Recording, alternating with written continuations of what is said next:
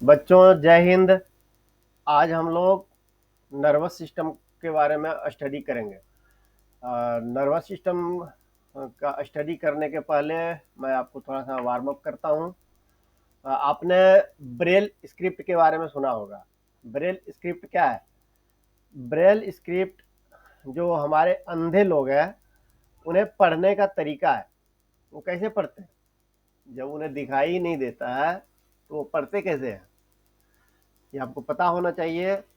उनका कुछ इस तरह से स्क्रिप्ट को डिजाइन किया जाता है कि उनको टच करके उन्हें फील होता है कि यहाँ पे क्या लिखा हुआ है। उनका एक सिंबल वर्ड होता है, उस सिंबल वर्ड को वो पढ़ते हैं। इसको और हम इजी तरह से आपको समझाने के लिए इस तरह से हम बात कर सकते हैं कि मान लिया जाए आपका आंख बंद कर दिया जाए और आपके हाथ में कोई भी वस्तु दे दिया जाए, कोई भी थिंग दे दिया जाए, क्या आप उन्हें पहचान नहीं पाओगे? यदि आपको मोबाइल दे दिया जाए हाथ में तो आप जरूर पहचानेंगे कि यह मोबाइल है। उसी तरह से एक बोतल यदि हाथ में दे दिया जाए तो आप उन्हें पहचान लेंगे कि ये बोतल है। या तो आपको ठंडी कोई भी चीजें दे दिए जाए तो आपको हाथ से छूकर यह पता लगा लेंगे ये ठंडी है। या तो कोई गर्म चीजें आपको हाथ में दे दिया जाए तो आप उन्हें टच करके बता देंगे कि यह गर्म है। उसी तरह से यदि कहीं अगरबत्ती का स्मेल आता है तो वो आपको पता चल जाता है कि अगरबत्ती जल रहा है। उसी तरह से यदि आपके घर में मम्मी खाना बनाती है तो क्या बन रहा है किचन में, वो चीज स्मेल से पता लग जाता है। सेम उसी तरह से कुछ भी चीजें हम जब सुनते हैं तो आवाज को रिकॉग्नाइज कर लेते हैं। आदमी की आवाज है या कुत्ते की आवाज है या कोई चिड़िया की आवाज है, हर चीज को हम रिकॉग्नाइज कर लेते हैं। उसी तरह से आपके घर में जितने भी लोग हैं, आप आंख बंद किए हुए हैं, आपसे जो बात कर रहा है, आप बात करने के आधार पर उन्हें पहचान लेंगे कि मेरे से कौन बात कर रहा है। आपका आंख आंख बंद है, आप बात करने वाले को देख नहीं रहे हैं, लेकिन फिर भी आप बात करने वाले को पहचान जाएंगे कि यह कौन सा व्यक्ति है। उसी तरह से हम जब कुछ खाते हैं तो टेस्ट हमें पता चल जाता है, साल्टी है, स्वीट है या खट्टा है, कुछ भी जो भी हमारा जो टेस्ट होता है सब कुछ पता चल जाता है। ये सब चीजें क्यों होता है? ये सब चीजें हमारे नर्वस सिस्टम के कारण होता है। हमारे नर्वस सिस्टम के कारण होता है। मतलब हमारा पूरा बॉडी में नर्वस सिस्टम फैला हुआ है। इसको मैं आपको एक पिक्चर से दिखा दूं। ये देखिए हमारा जो नर्वस सिस्टम है, इस तरह से बॉडी का कोई भी पार्ट ऐसा नहीं है जहां की नर्वस सिस्टम ना हो। नर्वस सिस्टम मेनली हमारा brain, spinal cord, spinal cord यहाँ पे होता है। आपने स्केलेटन सिस्टम जब हमने पढ़ाया था उस उसमें वर्टेब्रल कॉलम के बारे में हमने बात किया था, जैसे कि हिंदी में रीढ़ की हड्डी बोलते हैं। तो यहाँ से यहाँ तक रीढ़ की हड्डी होती है और रीढ़ के हड्डी के बीच में स्पाइनल कोड होता है। और इसके अलावा पूरे बॉडी में नर्व फैला हुआ है। ये सारे मिल करके हमारा क्या बनता है? नर्वस सिस्टम बनता है। आपको ये पता होना चाहिए। यह इमेजिंग फैक्ट हमने आपको बताया है। देखिए कि हमारे बॉडी में जो नर्वस सिस्टम है बहुत ही पतले तार जैसा है। ठीक है, यदि इस पूरे नर्वस सिस्टम जितने भी नर्व है उसको एक लाइन में बिछा दिया जाए तो एक आदमी का नर्वस सिस्टम देखिए 70 से 75 किलोमीटर तक जा सकता है। आप सोचिए कितना इनका जो है नेट हमारे बॉडी में लगा हुआ है। नर्वस सिस्टम मतलब कोई भी बॉडी का पार्ट अछूता नहीं है जहाँ की नर्वस सिस्टम ना हो। हर जगह नर्वस सिस्टम है। ठीक है, इसको हम फिर स्टडी को हम आगे बढ़ाते हैं। ब्रेन, नर्वस सिस्टम का सबसे मेन पार्ट क्या है? ब्रेन है। ब्रेन बहुत ही डेलिकेट ऑर्गन है, बहुत ही सॉफ्ट होता है, और ये स्कल से प्रोटेक्टेड है। स्कल के बारे में हम स्केलेटन सिस्टम में पढ़ चुके हैं।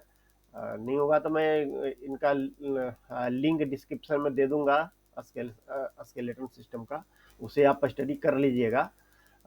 स्कल से यह पूरा ढका होता है हमारा ब्रेन, और हमारे ब्रेन और स्कल के बीच में, हमारा जो ये ब्रेन है और स्कल के बीच में एक लिक्विड होता है। वो लिक्विड जो होता है, सबसे पहले तो स्कल इतना स्ट्रॉन्ग बोन से बना होता है, काफी स्ट्रॉन्ग बोन से बना होता है स्कल, और स्कल और ब्रेन के बीच में एक लिक्विड होता है। स्कल और ब्रेन के बीच में लिक्विड होता है। वो लिक्विड जो है शॉक ऑब्जर्वर का काम करता है। शॉक ऑब्जर्वर समझ रहे हैं आप? मतलब कोई भी तरह का आप यदि चलते हैं तो जर्क लगता है या झटका लगता है, या तो कहीं आप गिर गए, या तो किसी भी तरह का जो है झटका यदि लगा हमारे बॉडी में, तो वो झटका को मस्तिष्क तक, हमारे ब्रेन तक नहीं पहुंचने देता है। ये जो फ्लूइड जो होता है वो उस झटका को हमारे ब्रेन तक नहीं पहुंचने देता है। ठीक है। और ये ब्रेन जो है, इसके बाद 3 पार्ट में बटा हुआ है। देख रहे हैं ना, यहाँ पे सबसे बड़ा पार्ट जो है सेरे सेरेब्रम है। नेक्स्ट जो पार्ट है सेरेबेलम है, और नेक्स्ट पार्ट है मेडुला ऑब्लोंगाटा। ठीक है, मेडुला ऑब्लोंगाटा। ठीक है। तो ये जो हमारा जो मेजर पार्ट है हमारे ब्रेन का, ये है सेरेब्रम है। ये सेरेब्रम है। सेरेब्रम सबसे लार्जेस्ट होता है और सबसे ऊपर में है, हमारे ब्रेन का सबसे ऊपर वाला भाग है। ठीक है। ये जो है हमें सोचने में, कोई भी चीज याद करने में, या तो लर्न करने में हेल्प करता है। हमारा जो भी मेमोरी है सेरेब्रम में ही है। हम कुछ भी याद करते हैं, हमारा माइंड के इसी पार्ट में जो है उनका संग्रह होता है। नेक्स्ट जो है सेरेबेलम, सेरेबेलम है। सेरेबेलम, ये देखिए ये वाली जो पार्ट है वो सेरेबेलम है। सेरेबेलम जो है हमारे मूवमेंट को मेंटेन करता है। ठीक है। ये जो हमें stand, walk, run, swing, jump, seat, बैठते हैं, वॉक करते हैं, जंप करते हैं, ये सारे कहाँ से रेगुलेट होता है? सेरेबेलम से रेगुलेट होता है। ये सारी चीजें सेरेबेलम से रेगुलेट होता है। इसी तरह से मेडुला ऑब्लोंगाटा, मेडुला ऑब्लोंगाटा जो है ये सबसे लोएस्ट पार्ट है। ये देखिए, ये देखिए, ये लोएस्ट पार्ट है हमारे ब्रेन का। ये जो हमारा हार्ट बीट होता है, ब्लड का सर्कुलेशन होता है, हम जो सांस लेते हैं, ये सारे जो है रेगुलेट जो है यहीं से होता है, मेडुला ऑब्लोंगाटा से रेगुलेट होता है। तो हमारे ब्रेन का सारे पार्ट इम्पोर्टेंट है, किसी के बिना काम नहीं चल सकता है। ये तीनों चीज़ें आप जो है ठीक से याद रखिएगा। 3 पार्ट है और इसका फंक्शन क्या क्या है। Cerebrum, cerebellum and medulla oblongata. ठीक है, इनको आप जो है याद रखिएगा। हमने जो है इनको फिर से हम रिवाइज कर देता हूँ। सेरेब्रम हमें जो सोचने, याद करना, या तो कोई भी चीज जो हम सीखते हैं वो सारे सेरेब्रम में स्टोर होता है। और सेरेबेलम जो होता है वो हमारे जो चलते हैं, या तो जंप करते हैं, या सीट करते हैं, या तो स्टैंड करते हैं, जो भी है, जो भी मूवमेंट होता है वो रेगुलेट कहाँ से होता है? सेरेबेलम से होता है। इसके बाद हमारे जो बॉडी का जो हार्ट बीट होता है, ब्लड सर्कुलेशन होता है, ब्रीथिंग होता है, वो मेडुला ऑब्लोंगाटा से रेगुलेट होता है। 3 जो है मेन पार्ट है ब्रेन का। नेक्स्ट हम चले आते हैं, नर्वस सिस्टम का जो पार्ट है वह स्पाइनल कोड है। स्पाइनल कोड भी नर्वस सिस्टम का बहुत ही इम्पोर्टेंट पार्ट है। स्पाइनल कोड जो है, ये जो हमारा जो देख रहे हैं वर्टेब्रल कॉलम, वर्टेब्रल कॉलम के बारे में आप स्केलेटल सिस्टम में पढ़ चुके हैं। वर्टेब्रल कॉलम के जो बीच में जो है, ये जो आप देख रहे हैं वर्टेब्रल कॉलम के जो बीच में स्पाइनल कोड होता है। ये बीच में स्पाइनल कोड होता है। इसमें भी सेम उसी तरह से वर्टेब्रल कॉलम और स्पाइनल कोड के बीच में लिक्विड होता है, लिक्विड भरा होता है। ये लिक्विड सेम जिस तरह से ब्रेन और स्कल के बीच में लिक्विड होता है, वो शॉक ऑब्जर्वर का काम करता है। उसी तरह से यहाँ भी जो लिक्विड भरा होता है वो भी शॉक ऑब्जर्वर का काम करता है। यह भी स्पाइनल कोड बहुत ही सॉफ्ट और डेलिकेट होता है, ब्रेन के ही जैसा। ठीक है, इसके बाद में क्या आता है? नर्व। इसके बाद में क्या आता है? नर्व। नर्व जैसा हमने पिछले पिक्चर में आपको दिखाया है कि पूरा जो है पतली तार जैसा पूरा ब्रांच हमारे बॉडी में फैला हुआ है। ये सारे क्या है? नस, ये है जो है नर्व्स है। और ये सारे जो है या तो स्पाइनल कोड से कनेक्ट है या तो हमारे ब्रेन से कनेक्ट है। जितने भी नर्व्स है कहाँ से कनेक्ट है? या तो हमारे ब्रेन से कनेक्ट है या तो स्पाइनल कोड से कनेक्ट है। ये मैसेज को ट्रांसफर करता है स्पाइनल कोड में, और स्पाइनल कोड फिर जो है इसी नर्व्स के द्वारा जो है मैसेज को सर्कुलेट करता है। या तो ये नर्व्स ब्रेन को मैसेज भेजता है और ब्रेन पुनः नर्व्स को मैसेज भेजता है। इसको हम जो है और अच्छी तरह से इसमें हम समझ सकते हैं sensory nerves and motor nerve. Sensory nerves और मोटर नर्व्स क्या होता है? देखिए, यदि आपके बॉडी का कोई भी ऑर्गन स्पाइनल कोड को मैसेज भेजता है, कोई तकलीफ है या तो अच्छा लग रहा है या तो किसी तरह की फीलिंग हो रही है, वो जो मैसेज भेजता है वो सेंसरी नर्व्स के द्वारा भेजता है, सेंसरी नर्व के द्वारा भेजता है। और उस मैसेज पर जो रिएक्शन करने के लिए स्पाइनल कोड या तो ब्रेन मैसेज भेजता है कोई भी ऑर्गन को, वो मोटर नर्व्स के द्वारा भेजता है। इसे और भी हम अच्छी तरह से आपको इस तरह से हम समझा सकते हैं कि मान लिया जाए आप चल रहे हैं नंगे पैर, जूता या चप्पल नहीं पहने हुए, और आपके पैर में एक कांटा गड़ गया। ठीक है, थ्रॉन कुछ भी आपके पैर में लग गया। इमीडिएट आपका पैर मैसेज भेजेगा स्पाइनल कोड को कि मुझे ये तकलीफ हो गया, और स्पाइनल कोड इमीडिएट आपके हाथ को मैसेज देगा कि जा करके देखो कि क्या हुआ है। तो आपका हाथ वहां पे जाकर के कांटा निकालेगा।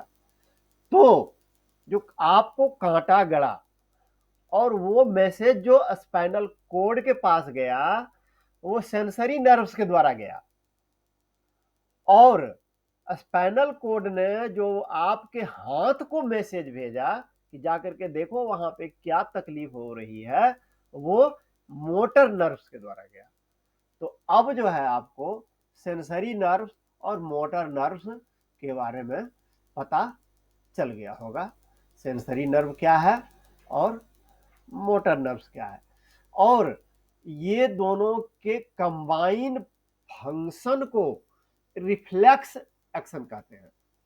ये दोनों के कंबाइंड फंक्शन को क्या हम बोलते हैं? रिफ्लेक्स एक्शन बोलते हैं। मतलब यह जो एक्शन होता है आपको पता होना चाहिए कि हम जो अभी जो एग्जांपल दिया उसी पर हम बात कर लेते हैं। हमें जो कांटा गड़ा और कांटा को निकालने के लिए जो हमारे स्पाइनल कोड ने जो मैसेज भेजा हाथ को कि जाओ देखो कांटा निकालो, ये सारे मैसेज को आने में और जाने में कितना समय लगता है? करीब करीब 1 सेकेंड का 100 टाइम, मतलब 1 सेकेंड को 100 भागों में डिवाइड कर दो, उसका एक भाग जो होता है उतना ही समय लगता है ये सारे मैसेज को सर्कुलेट होने में। तो ये जो एक्शन जो है इमीडिएट होता है, और इसे ही हम जो है रिफ्लेक्स एक्शन कहते हैं। ये चीज आपको समझ में आ गया होगा।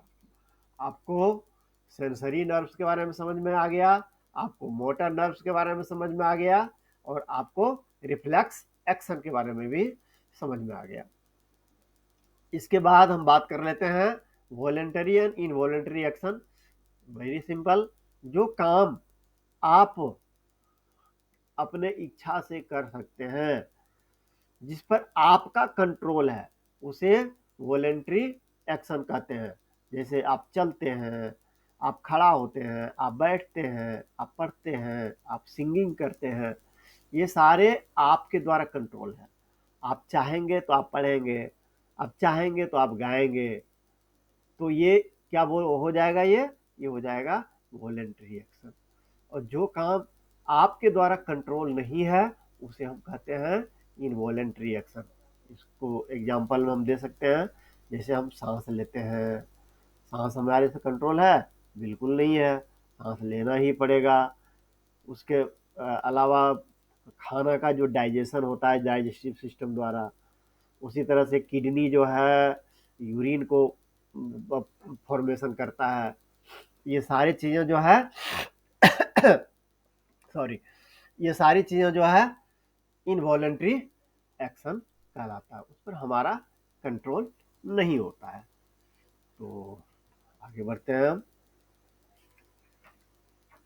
अब हम जो है कुछ हम बात कर लेते हैं हमारे कुछ सेंस ऑर्गन के बारे में, और वो किस तरह से मैसेज हमारे ब्रेन को भेजता है, और ब्रेन किस तरह से फिर रिएक्ट करता है, या तो किस तरह से मैसेज स्पाइनल कोड को भेजता है, और स्पाइनल कोड अगेन किस तरह से मैसेज सर्कुलेट करता है।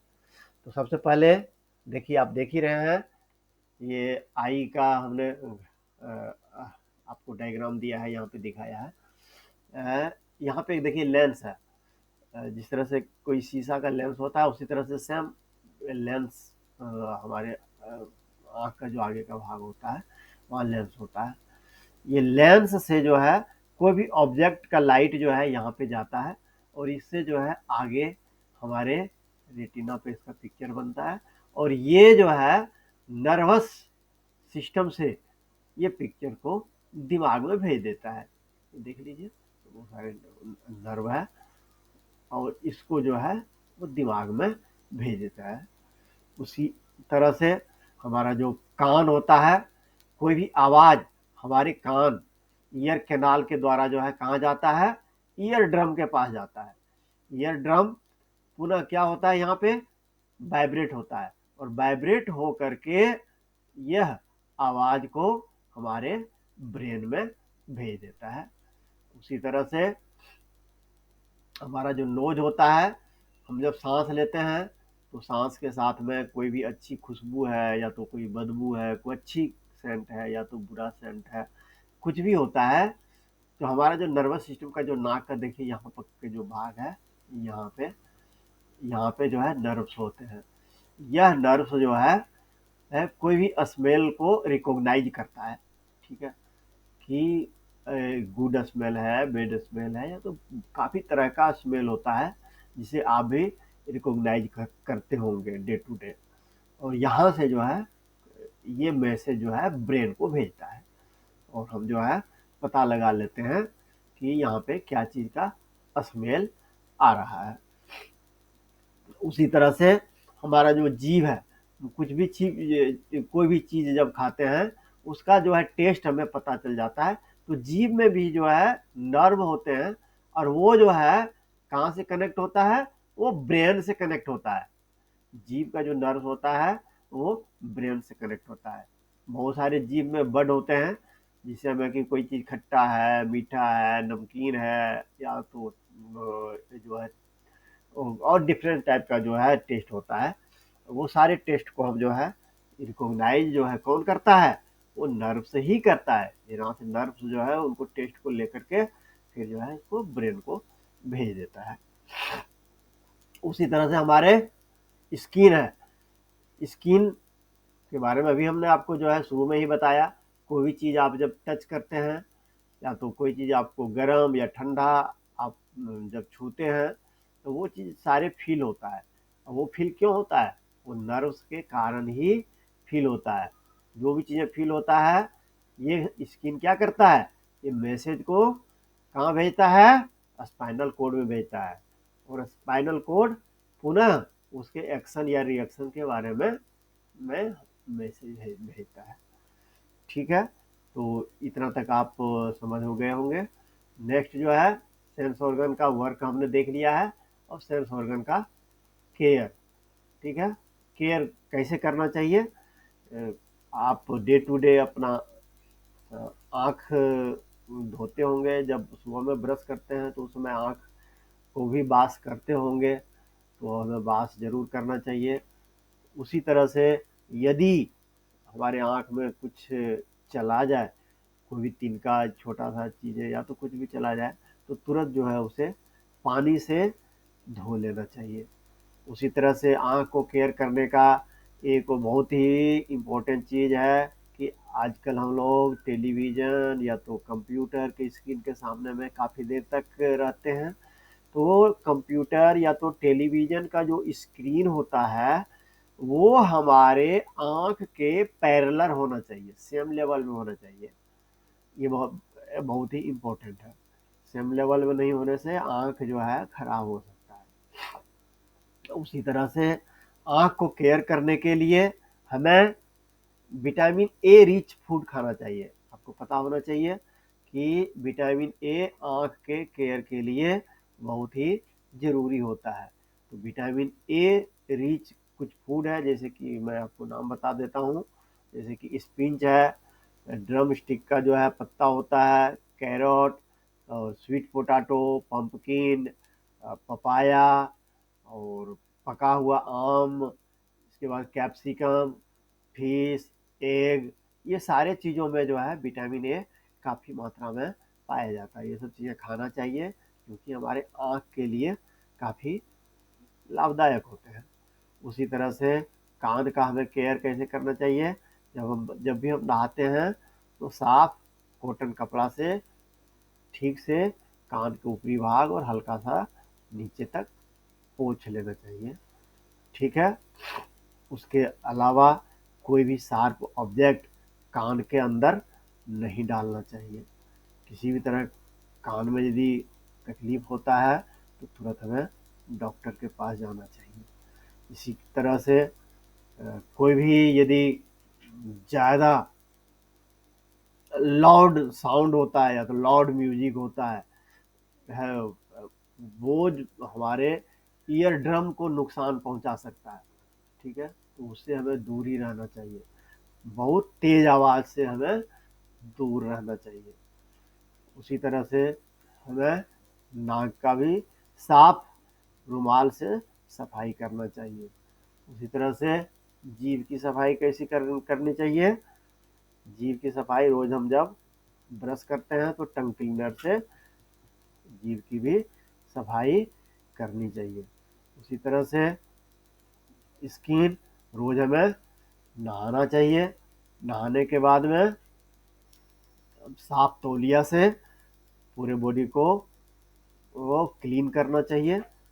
उसके अलावा रोज़ हमें पर्याप्त मात्रा में पानी पीना चाहिए। वो स्किन को ग्लो करने के लिए काफ़ी ज़रूरी होता है। पर्याप्त मात्रा बोले तो कम से कम 6 से 8 गिलास तो मिनिमम डेली पानी पीना ही चाहिए। इसके अलावा स्किन के लिए vegetable, fruit, milk, curd, cucumber, tomato, beetroot, pulse, ये सारी चीज़ें, फिश, एग, और इसके अलावा एक चीज़ और बहुत ही इम्पोर्टेंट चीज़ है, सनलाइट। सनलाइट ज़रूर लेना चाहिए हमें। ये सब सारी चीज़ें स्किन के लिए यूजफुल होते हैं। तो आशा करता हूँ कि आपके सिलेबस के अनुसार हमने नर्वस सिस्टम को ब्रीफ कर दिया है। आपको ये वीडियो अच्छा लगा है, आपने एंजॉय किया है, तो वीडियो लाइक कर दीजिए, चैनल को सब्सक्राइब कर लीजिए, जिससे कि कोई भी नया वीडियो हम डालें तो आपके पास नोटिफिकेशन आ जाए। और वीडियो को अपने फ्रेंड और फैमिली मेम्बर के साथ शेयर कर दीजिए। Thank you.